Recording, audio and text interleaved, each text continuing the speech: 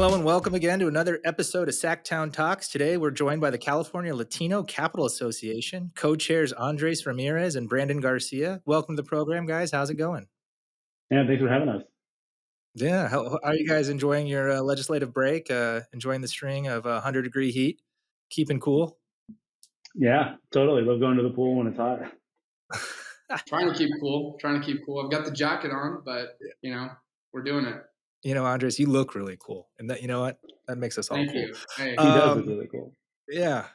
For our listeners who don't know a lot about you guys, can you kind of give us a little background about yourselves and kind of, how you started working in the capital community? Yeah, Andres, you want to go first? Yeah, sure. I'll go first. So a little bit about me and Jarrett, some of this. I was born and raised in Sacramento, as Brandon was.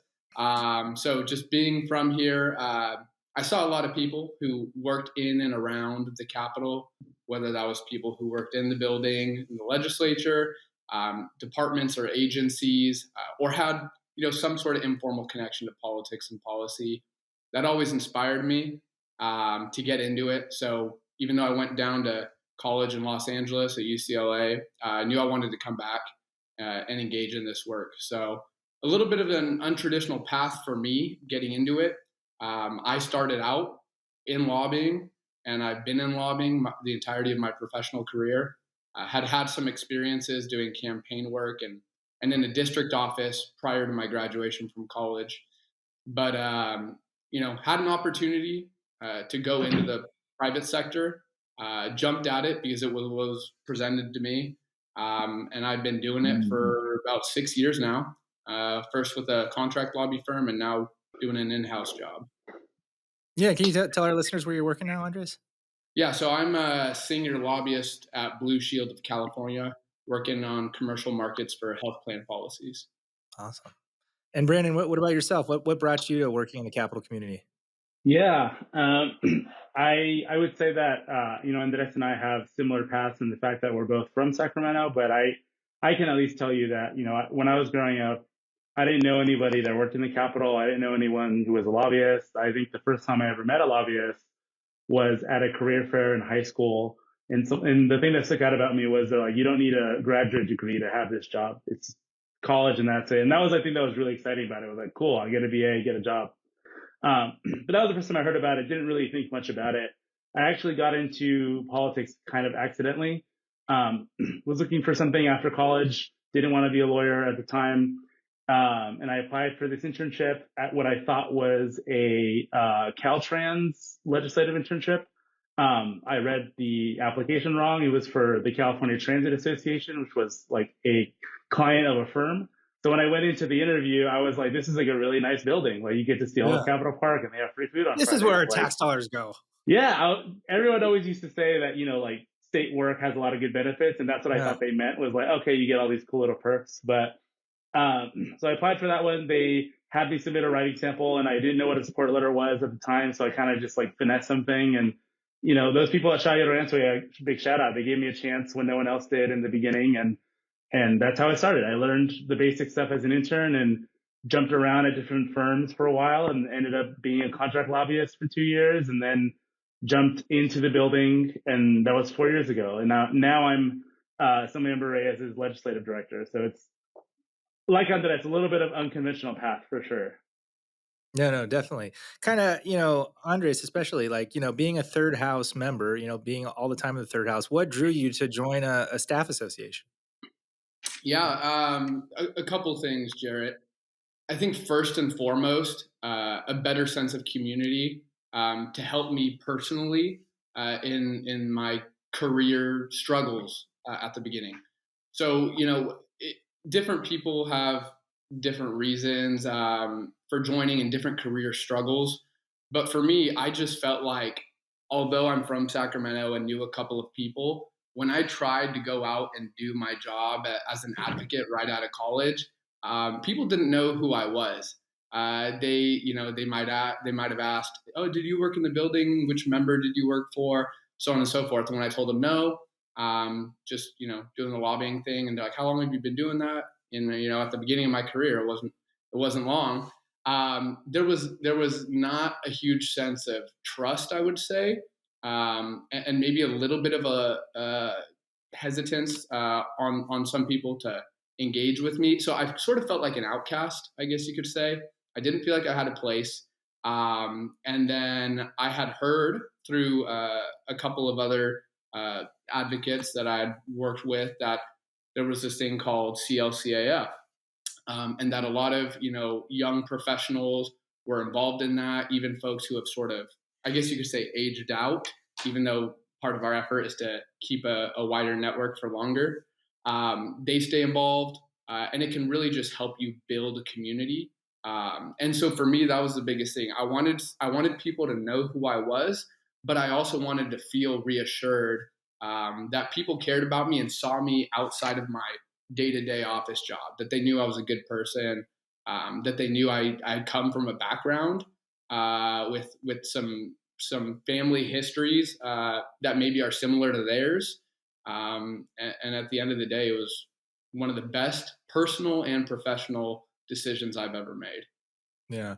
Brandon, what part of Sacramento did you grow up where you didn't know anyone who worked in politics or for the state? Funny enough, my elementary school is in downtown. I grew up going to like middle school in Midtown and then McClatchy. I grew up in the grid. Like I grew up in the grid, and my neighbors weren't like lobbyists or legislative folks. Like my family, I'm first generation, right? So my mom was a waitress growing up, and all the kids I went to school with, like their parents did similar types of service jobs. So like I didn't, like I said, I didn't even know the word lobbyist until I was in high school. I had never even considered or thought that I could work in the Capitol because it didn't seem like a place that was for people like that I grew up with, right? Like we just never talked about it. It always was a place you visited. It was never a place you thought of that you could work in. Yeah. And where'd you go to college, Brandon? Local kid, so Stingers up. I went to Sac State. Yeah, all the way through. So what year did you guys graduate and begin start working?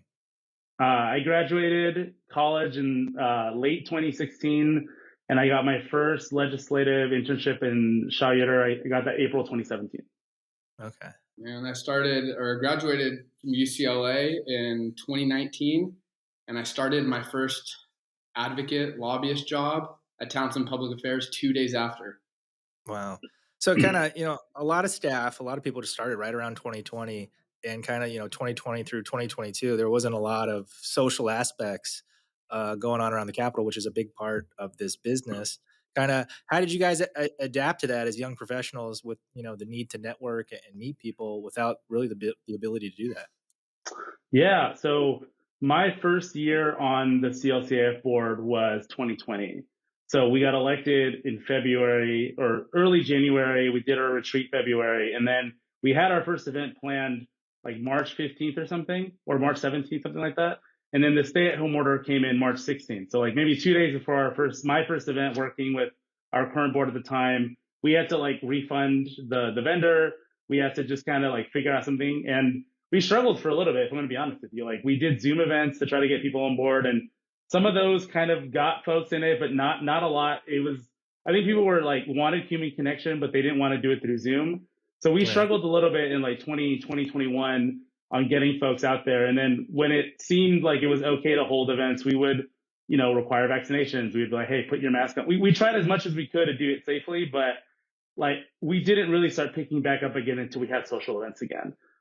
So one of the things that we did offer to folks at the time was just different kinds of either programming or network or mentorship opportunities. We'd be like, hey, we'll just pair you up. You have a phone call, and then hopefully that can build some kind of connection. But yeah, we really struggled in the beginning there to try to get back to what we used to be before pandemic.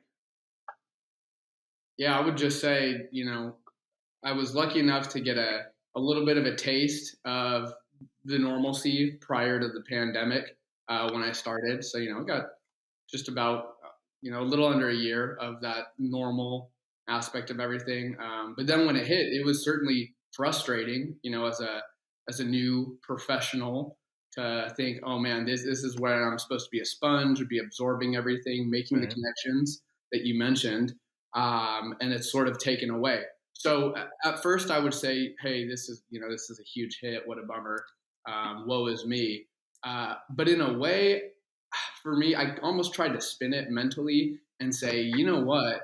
Maybe this is leveling the playing field a little bit for me, right? maybe the folks who are doing the same sort of work as me, when they have those same sort of connections, they can go into an office, pop in, no problem. When I wouldn't be able to do that, now we're all kind of behind a screen, behind email. There's maybe a little more willingness to meet up via Zoom than there would have been in person. So in a way, I tried to tell myself, hey, this is leveling the playing field, a new opportunity. But certainly, I think at the end of the day, for everyone, it was difficult, and it changed the dynamics of how we do this job in this industry in particular. But I'm starting to see, and we've been starting to see, but especially now, I feel like we have certainly gotten back to a point where folks are all in. Everyone's doing the in-person stuff, the after-hour stuff, and reconnecting like we should be, because that's how, at the end of the day, I think the best policy gets made, is when you're meeting people and you're in person and you're connecting on a Right. face-to-face level. It's interesting. Like the Capitol is the ultimate like networking network, right? Like it's who your parents were, who do you know, how have you been there? You guys both, are locals. Andres, you went to UCLA, a big institution. Sac State, a lot of Sac State grads up here. You know, did your school and your connections from your school help you at all to kind of get a job up here and kind of get acclimated? A little bit. I want to give Sac State credit where it's due, because the program that I started in, I got my degree in government. They changed it to poli sci now, but like really the focus was on we'll get a lot of these students into government. And I found my Caltransit internship on the Sac State career website. So like that's how the institution helped me get a job into this space. But also meeting a lot of Sac State grads and being able to talk about similar things help builds bond. All right, like this is a networking opportunity. So talking to folks who have similar experiences of like, oh yeah, I used to also go to the well, and Riverside, like having those little things about just starting to do small talk with and then building off of that is helpful. So maybe not like something super directly, but the resources that they offered and the experiences that I got at Sac State did help in the long run, help build connection with folks. I still do that to this day, right? Like I still meet Sac State grads, and we kind of help talk about that a little bit, and that helps build on to a potential, more robust relationship. I would just echo what Brandon said. Maybe not so much so directly UCLA having effect on me getting my job, but it certainly helped. Like anything, right? You have there's mutual background or something you share in common with someone you're working with or someone you're working around. You utilize that, right? And so UCLA being such a big institution, and Sac State the same. There's, like you mentioned, Jared, tons of people from both of those schools that work in the political world. You definitely leverage that. I would also say, though, that there were certainly a lot of opportunities and people I know in this Capital community that leveraged or utilized opportunities that were presented at UCLA. There's a really great program, UC-DC program, or like UC to SAC program. And I think the CSUs have something very similar, where it's a great pipeline for getting you a serious internship in a legislative office or with a department or agency. And those are massive, massive pathways to entry that are extremely valuable for people. It wasn't something that I used, but certainly in my years of working thus far, I've made that common connection to UCLA. Yeah, it's kind of interesting. There's been kind of like a generational shift where a lot of these young new employees to the Capitol, who weren't here before 2020, aren't going out, aren't networking as much, and people who've been around for a while, that mostly get their work done from 4 to 7 around here. Can you kind of talk about the importance of kind of networking and kind of how the association could help some of these young staffers come into the building and network with people? Yeah, I would say for those, I think that's a really good thing to point out, because I think I've talked to folks who were older than me when I first started. Now they moved on to senior positions, and we moved on to like more middle positions. That's a comment I constantly hear from them, is like, hey, like I feel like it's hard to connect with younger staff. And I think that we offer like opportunities where folks can just like talk and have a shared interest, that we're all either are Latino or enjoy supporting different kinds of Latino activities or cultural events, and being able to get folks in those spaces to just like talk and have this, like that I said earlier, like a sense of community, I think is super important. I didn't get to where I was unless I started networking. Like I was forced to go to a CLCAF event when I first heard about this organization because I also was like, I'm not really that social. It's not really something that I do. And someone kind of like nicely pushed me to go to the first event. And I met a lot of people there that were on the board at the time.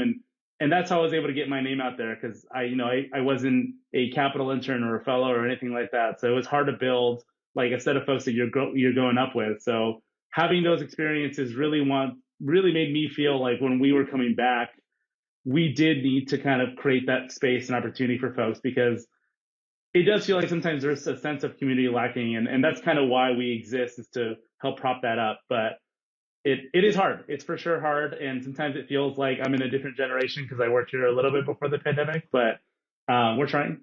We're trying as much as we can. I mean, I would just say Brandon hit the nail on the head. That's a big part of our role. We have other really important things. We provide scholarships. We provide internship opportunities. Structured mentorship, policy boot camps. But one of the most important things, even though it's a little more informal or more of a soft skill, is us facilitating these networking opportunities or these mixers. Because at the end of the day, this is a social, human-based industry, and if you don't have some sort of social capital or connection with the people that you work with, it's going to be a heck of a lot harder to do your job effectively. So that is certainly a significant role we play. Yeah. Kind of, talking about mentorship, can you guys kind of talk about how the association has helped you with your own careers and kind of finding mentorships or talking to, more senior members who've, kind of been around for a while and kind of guide you on that, how to, go along the capital and how best to navigate this, complex system? Yeah, that's what I got.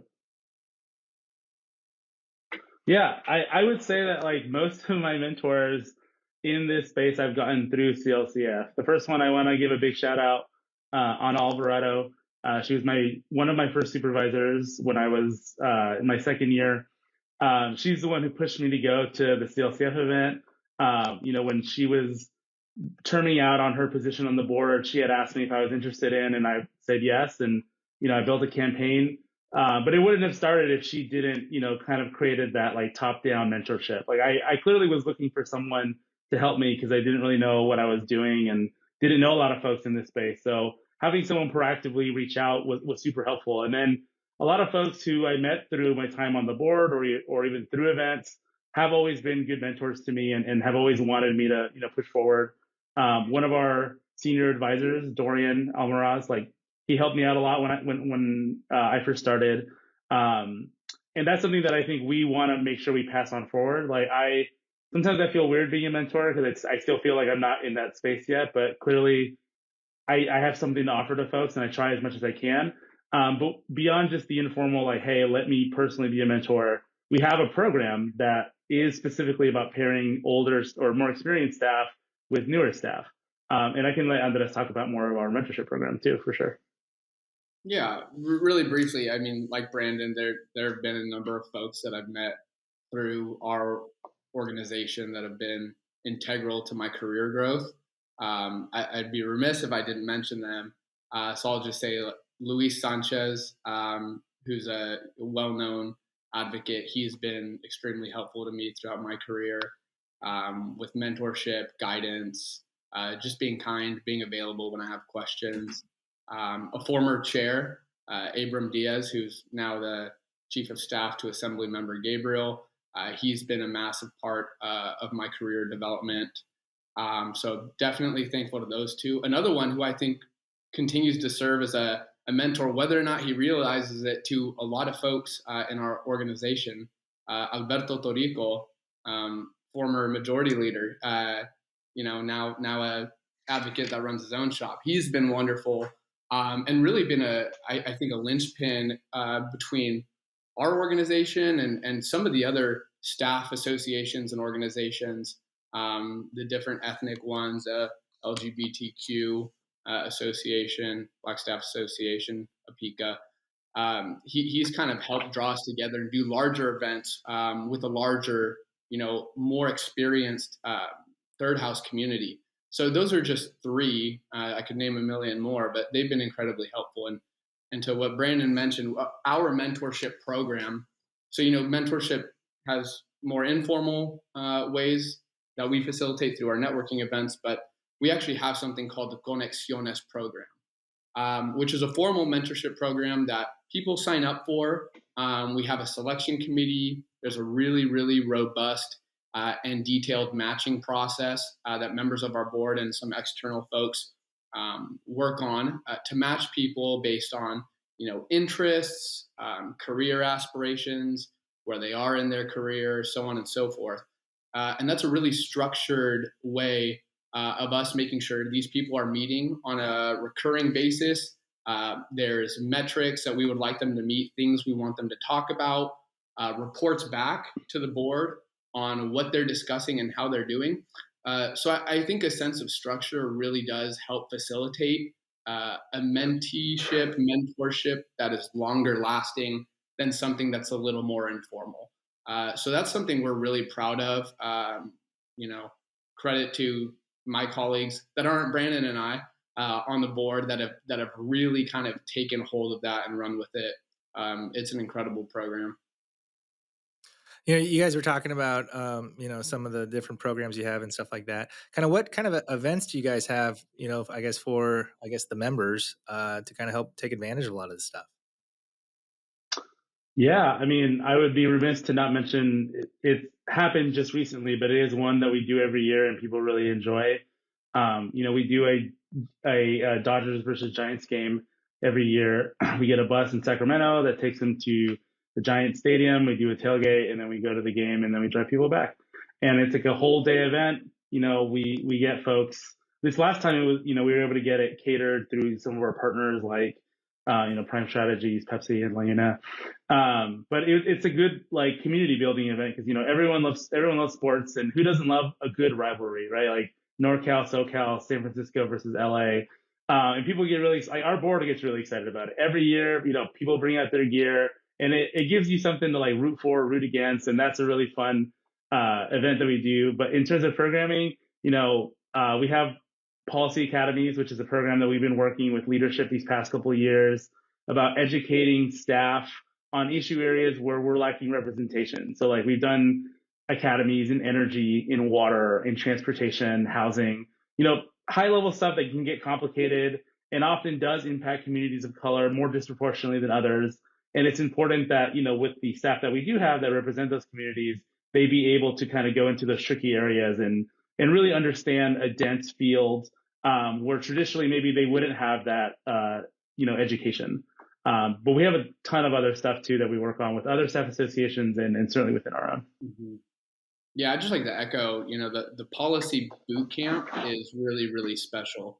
I can't think of anything as almost anything as just insightful and enriching as those because, thanks to legislative leadership, they link us up and allow the process to happen with the committee consultants in these respective committees, right? So these are the utmost subject matter experts in the state on these, policy topics, and they're allowing our members and members of the other staff associations to participate and learn from them in a setting that's not just, they're in their office and you have a question about a bill and, the normal legislative sessions going on. This is a lot more person-based. It's personalized, and they bring in other subject matter experts, whether they're advocates, whether they're folks that work with departments or agencies, folks in the nonprofit sector. And I got to say, I years ago took one of them, and I told the consultant after, I said, in these short amount of weeks, I feel like I learned and was more engaged than any course I took through my duration at UCLA for an entire quarter. It's really that impactful. So I'm just so proud that we and the other organizations do that. It's something that everyone should know about, and we would always urge folks to sign up and join those. And just real quickly, one other thing I'd want to add is beyond policy community, we also do try to do some more cultural stuff. So in end of October, early November, we'll do Dia de los Muertos. to just, you know, have some of our more cultural staples in our community. So it's really just pretty simple. You know, in the past it's been a mixer, in the past it's been a dinner, but in reality it's more on just like, how do we get folks together and do a cultural event that, you know, we would do with our families, but here in Sacramento, because some folks, you know, maybe they're from LA or the Central Valley or the Bay, and they don't always have those connections with their families immediately. So this is like a way to mimic that and still kind of honor some of those traditions. Yeah. You know, something I was talking about with the Black Staff Association and Andres mentioned earlier, kind of outreach to new students or people out there who might want to be part of this community or don't quite know how or you know, don't know about it. Kind of what kind of efforts are you guys doing on the outreach side to kind of get the future staff of tomorrow? Yeah. Some of do you want to go? Yeah, sure. I'll start and you can chime Yeah, in. sure. You know, first and foremost, I think it's really helpful that we have a board that is made up of people from all over California, right? So they have their inherent, you know, built-in networks from everywhere. So we've got folks that are from San Diego, you know, near the border. We've got a couple folks on our board that are from the Central Valley. We've got some from the Bay Area. We've got some from Sacramento. We've had people on the board that were born out of country. And so they have their networks and being able to reach out to, you know, whether it was a school they went to that was underserved, whether it's just, you know, a neighborhood they grew up in where they knew there wasn't a lot of access, they've got that inherent network that they can reach out to individually. But even then, we really work hard. And I think one of the things that we do well, and this just goes to the power of, I think, technology and social media when used in the right ways, is we've got a pretty significant presence on our social media platforms now. And so we're really utilizing that. And luckily, we have an incredible communications director and expert on the board who helps with that and really kind of optimizes the amount of views we get when we publicize our programs and prerogatives. So that's really helpful. But then also utilizing the nonprofits that we have relationships with, whether that be the Chicano Youth Leadership Program or Brown Issues or whatever it may be. They have, you know, external built out networks where they, you know, interface with thousands, if not tens of thousands of people per year. And they really focused on underserved areas across the state. So we have forged and worked really hard to build great relationships with those nonprofits and organizations. And so we can share our message through them.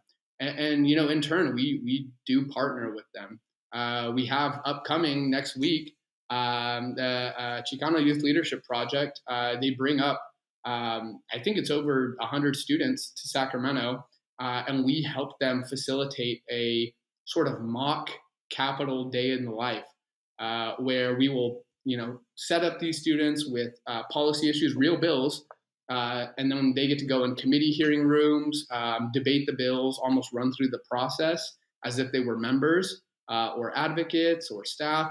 They get to go down on the assembly floor or the Senate floor and act out, you know, floor proceedings.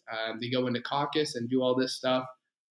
So, you know, really, I kind of took this a long way around, but it's those external partners that help us reach communities that we may not have the ability to reach directly. And in turn, we are able to facilitate some really great programming for those folks. Yeah. As co-chairs this year, kind of what events you guys have planned and kind of what's the future of the association? Yeah, I mean, I think we've both been working on probably our biggest fundraiser of the year, which is VLAs is what we're calling it, Viva Latino Awards. That's happening August 7th at the Kipton Sawyer.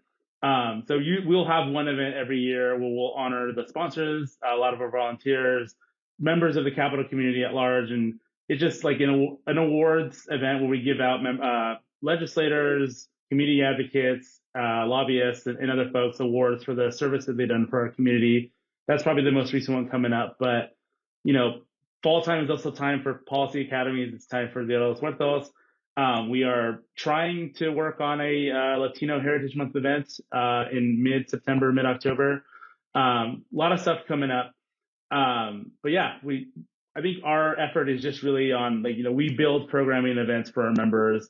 And if folks are like, oh, I really like this, and that's something that we work on for the future. For the future, I'll just say this. I'm really proud and excited about the growth that we've done over the past 5 years. Like the pandemic was a really big low point for us and for everybody, but it gave us a chance to like grow and start from scratch. And I truly am proud of all the past boards that we've worked on it. We've gone from just a organization of folks who like to hang out with each other to now a legitimate nonprofit that runs programming, that does, serious fundraising, that provides services to our members at a high level. And I hope 5 years from now, they'll look at what we're doing now and being like, wow, I can't believe, but we were still there. Like I want to see them do so much more stuff, things that I couldn't even imagine at this point in time. And I think they can get there. Every year I've seen the board just get better and better and better. And I can only imagine what the board looks like 10 or 5-10 years from now. And I'm excited to, see that growth for sure. Well, you guys had me at the Giants Dodgers game. I'm ready to sign up. So, how can I do that? Well, yeah. You know what? We'll put it out on our social media. We'll send you an email. We'll add you to the distribution list and make sure you get your tickets nice. for this next game. No, it sounds like you guys are doing great work. Awesome stuff. Kind of, if some listeners want to find out more stuff about you guys and kind of the stuff you're doing, where's the best place to follow along? On Instagram is probably our most popular one, but we're on all the social media ones. So CLCAF.SAC, SAC is our Instagram handle. You can find us on LinkedIn. And yeah, we'll definitely post our link and send you the link to just become a member so you can get our newsletter. And that way you'll keep up with what's going on. But also just look at our website, see who's on our board, and just reach out to us and talk to us. Like anyone on our board will be happy to tell you what our organization's about and ways to get involved, for sure. Awesome. Well, great jobs, guys. Thanks for serving, and best of luck to you guys this year. Appreciate it. Thanks for having us, Jarrett. Thanks, Jarrett.